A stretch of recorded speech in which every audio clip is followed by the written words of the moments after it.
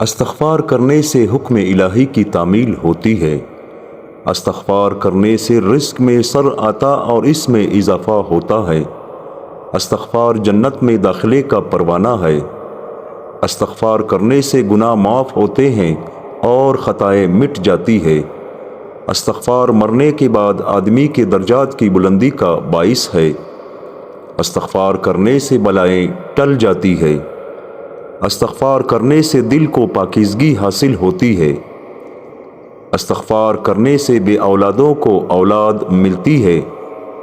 استغفار کرنے سے صحت و تندرستی قائم رہتی ہے اور انسان اپنی جسمانی و روحانی قوتوں سے بھرپور فائدہ اٹھاتا ہے۔ وہ بے اولاد شخص جو اولاد کی تمنا کرتا ہے، استغفار کرنے سے اسے اولاد ملتی ہے۔ وہ مریض جو کسی دیرینہ بیماری کا